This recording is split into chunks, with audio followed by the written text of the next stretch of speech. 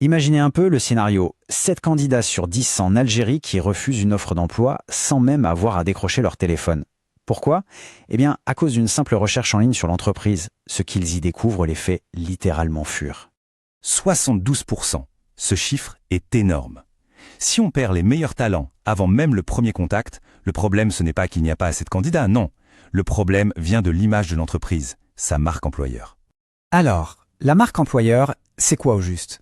C'est tout simplement la réputation de l'entreprise en tant qu'employeur. En clair, c'est l'histoire que les gens racontent sur vous. Vos employés, vos anciens employés, les candidats. C'est ce qu'ils disent de la culture, des conditions de travail, de l'expérience au quotidien. Et l'impact d'une marque forte, il est direct, il est mesurable.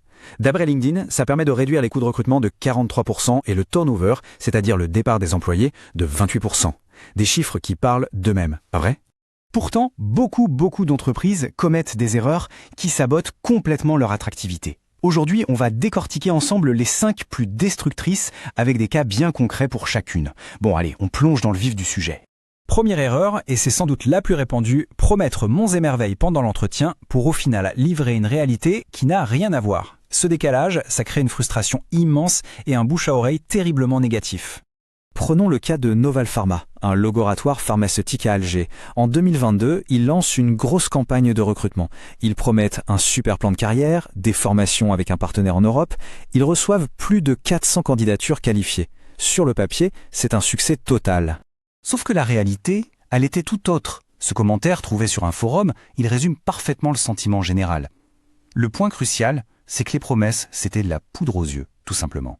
Et les conséquences sont là, noir sur blanc. 6 mois plus tard, 14 des 20 nouvelles recrues, soit 70%, avaient déjà démissionné. Le fameux programme de formation n'a jamais vu le jour, le plan de carrière était inexistant. L'entreprise est devenue, dans son secteur, synonyme de promesse en l'air. La leçon, elle est donc limpide. L'honnêteté, c'est la base de tout. Il vaut mieux recruter moins de monde, mais sur des fondations saines, que de mentir et de se créer une armée de détracteurs. Passons maintenant à la deuxième erreur, négliger sa présence digitale. Aujourd'hui, en 2026, ne pas exister en ligne, c'est soit ne pas exister du tout, soit donner l'impression qu'on a quelque chose à cacher.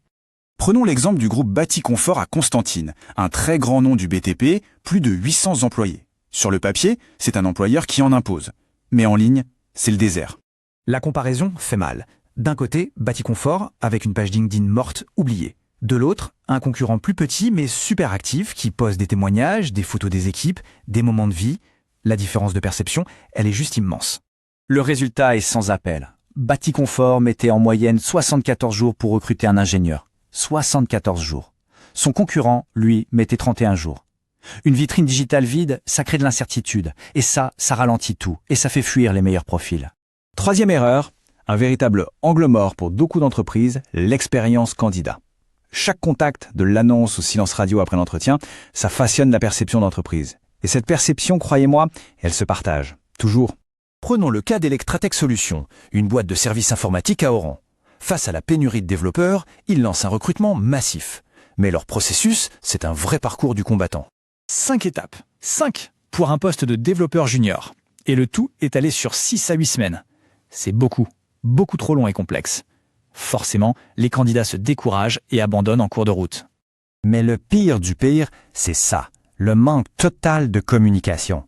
68% des candidats qui n'ont pas été retenus n'ont jamais, au grand jamais, reçu la moindre réponse. Ce silence, c'est dévastateur pour la réputation. Un candidat ignoré, c'est un détracteur en puissance. Quatrième erreur, et peut-être la plus profonde, laisser une culture d'entreprise toxique s'installer. Attention, la culture, ce n'est pas le baby-foot ou la machine à café. C'est la manière dont les gens se traitent au quotidien. C'est ce qui est toléré ou pas. Le groupe Safagro, une entreprise agroalimentaire dans la région de Blida. De l'extérieur, tout a l'air solide. Mais en interne, la réalité est bien différente, dominée par un management très autoritaire et un favoritisme profondément ancré. Cette phrase, elle est devenue leur marque de fabrique dans le secteur. Quand un ingénieur brillant était écarté d'une promotion au profit du neveu d'un directeur, il a démissionné. Et en 18 mois, 7 des 12 cadres de son département sont partis. Certains, bien sûr, chez des concurrents directs. Et enfin, la cinquième erreur, qui est aussi une occasion manquée colossale, ne pas faire de ses propres employés des ambassadeurs. Qui est le plus crédible pour parler de l'entreprise? Le service com ou un employé qui raconte son expérience avec authenticité? La réponse est évidente. Comparons deux stratégies. Digisphère a dépensé 4 millions de dinars en pub pour avoir 12% de candidatures qualifiées. En face, CloudNova, avec un budget proche de zéro, a juste lancé un programme d'ambassadeurs. Résultat, 78% de leurs candidatures venaient de recommandations. Digisphère payait pour être visible, CloudNova était visible parce que ses employés étaient fiers. Bon, en résumé, on a nos 5 erreurs qui peuvent détruire une attractivité, des promesses déconnectées, une présence digitale fantôme, une expérience candidate désastreuse, une culture interne toxique et des employés qu'on laisse silencieux. La bonne nouvelle, c'est que chaque erreur est réparable. Ça ne demande pas un budget colossal, mais surtout de la lucidité et de la cohérence. Pour finir, une question se pose. De ces 5 erreurs, laquelle semble la plus répandue et la plus néfaste dans le contexte algérien actuel ? La réflexion est ouverte. Il est temps de construire une marque employeur qui mérite vraiment les talents qu'elle veut attirer.